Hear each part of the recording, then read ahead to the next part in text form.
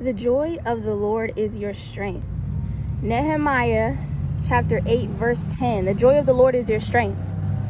See, somebody right now is depending on their own muscles. Oh my God. Hold on, Holy Spirit, speak. Somebody right now is depending on their own muscles to get through the storm. Their own mental capability to get through the storm, to rise above adversity. And I just want to read this passage here with you all to kind of give you a little insight on the joy of the Lord being your strength. Okay, today's verse, Nehemiah chapter 8 verse 10, is a familiar biblical truth we cling to when we lack strength or face a tough challenge. What intrigues me about this verse is that it was originally spoken to people who'd been drained of all kinds of strength: physical, mental, emotional, that's right, relational. How many of y'all are going through some relational trials right now? Or maybe it's a mental battle that you're going through. It's an emotional, you're drained emotionally. Well, the refugees from captivity in Babylon, they worked feverishly day and night against innumerable odds to restore the protective wall around Jerusalem. Their literal and symbolic home, this was their literal and symbolic home, okay? Without the wall, the city would remain vulnerable to future attack. Without the wall, the city would not reclaim its former glory or position of respect. Praise the Lord. I don't know why, but that got me thinking about Trump when he wanted to build that wall. But we're going to pray for Trump right now.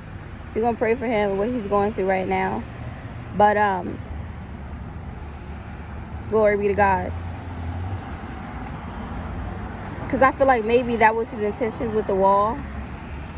I don't know, the former glory or position of respect. So who knows? But God does. The wall was the city's first defense and its symbol of safety. The task was gargantuan.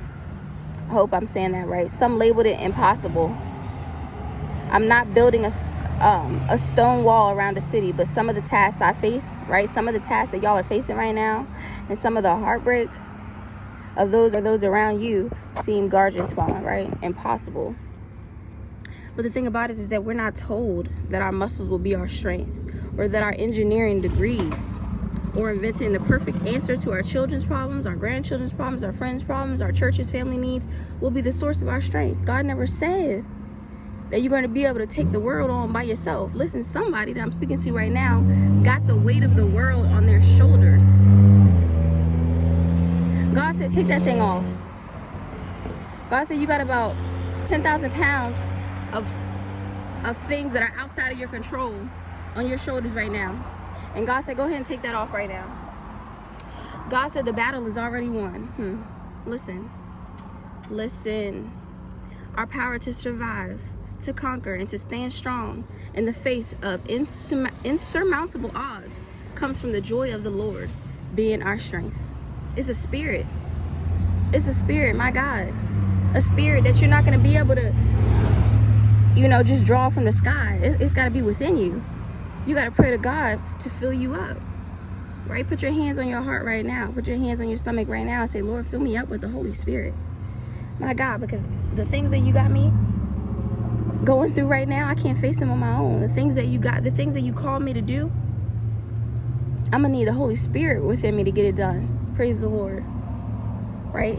So joy isn't a butterfly. Joy is not butterfly wing. Glory to God. It's a white butterfly going by. If you know, white butterflies symbolize, protection, grace, angels. So joy is not a butterfly wing. It's not butterfly wing thin. Praise the Lord. Joy is not butterfly wing thin. Okay, God has insurmountable, right? Just like the wall, the struggle, just like the battle that you're facing seems insurmountable. Well, God's joy is insurmountable at that, and it's limitless, and He never runs out of joy to supply you with, and He never, fails to replenish us when we feel down and out. When we feel down and out, He never fails to replenish us. All we got to do is seek Him, right? Seek ye first the kingdom, and all else will be added unto you. Okay, in Jesus' name. The joy of the Lord is not fragile It's not fleeting like soap or bubbles and rainbows. It's not going to just disappear and then you got to use all your own might and all your own power to get it done. But it's by your spirit. It's by the Holy Spirit within you that's going to actually replenish your strength when you face, adversity, when you face, odds, when you face the odds. And so with courage, we can go on. Okay, God's joy is like iron. It's like stone, right? Just like David had that stone, he threw it at the Goliath and conquered a huge giant.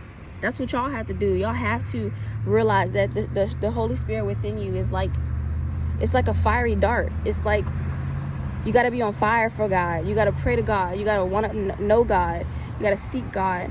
And like I said, all else will be added unto you. So with courage, you can go on no matter how daunting the circumstances. And a lot of times we just holding on the weight of the world. A lot of times God wants us to let that go and be free and sit up straight and have this posture that emanates and that trademarks an essence of the Holy Spirit, of joy, of knowing maybe I don't really know, Father God, what you're doing right now, but I know it's going to be for my good and your glory. I don't really know, Father God, exactly what you're working on in the spirit, Lord, but I feel a shift, and I know, Father God, that I can trust you, right?